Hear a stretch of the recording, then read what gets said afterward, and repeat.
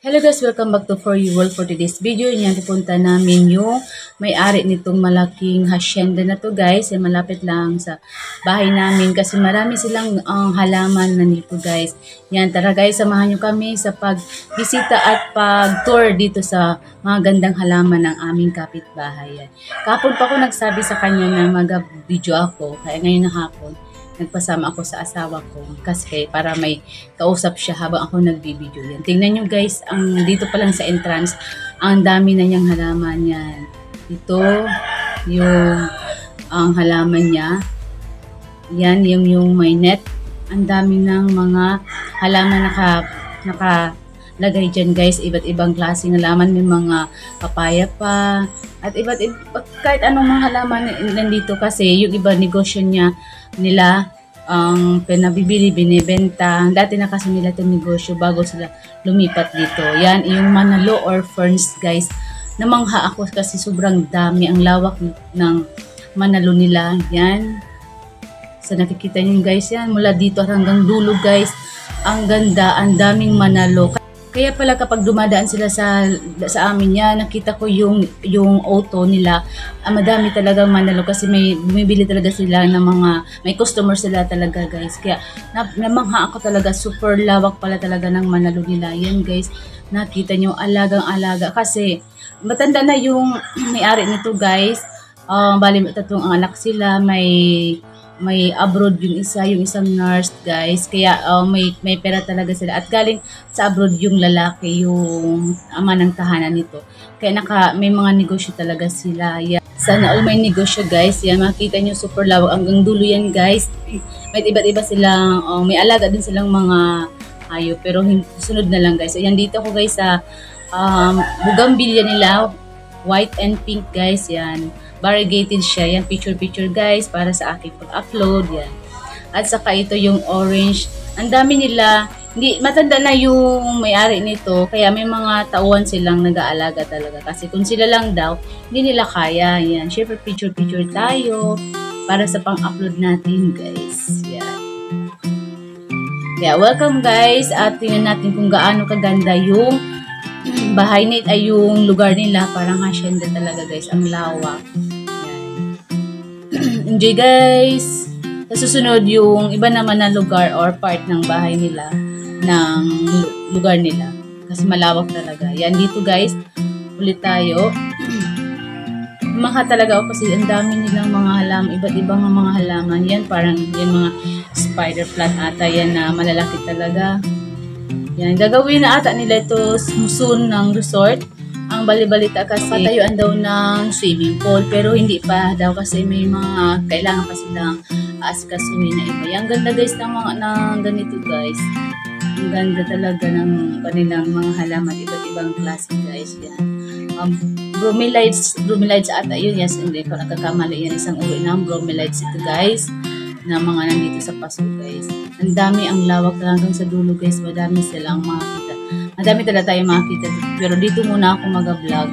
Yung sa front side ng kanilang bahay. Although hindi ito bahay nila. Pinagawa lang ito parang bakasyonan.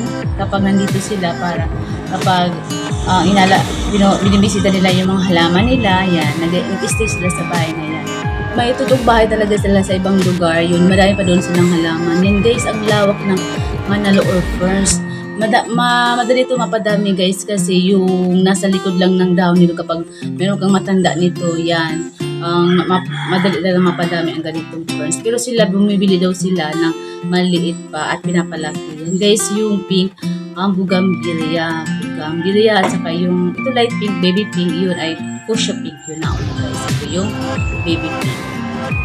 Yan, mula naman dito guys, madami ka makikita ng mga iba't ibang uri naman na halaman. Ito yung pikara na nasa baba guys. Yung nasa ilalim ng dahon ay yung may pula siya, may bugambilya. At ito may isang parang puno siyang halaman. Hindi ko alam po anong pangalan niya guys. Yan, ito nakita nyo sa bahay sa tabi guys. Yan, ewan ko anong ito paggawa niyan. Baka sa anak ng isa sa mga anak niya. Yan. Yung makita nyo dito guys, ito yung front side ng hacienda nila or ng lugar nila. Yan, makita nyo sa Ayan, iba't iba naman na bugambilya. Ito white naman na bugambilya, guys. Yan, tara guys, ikutin natin yung lugar nila kung gaano kalawak talaga to at gaano kadami yung mga halaman. Enjoy, guys!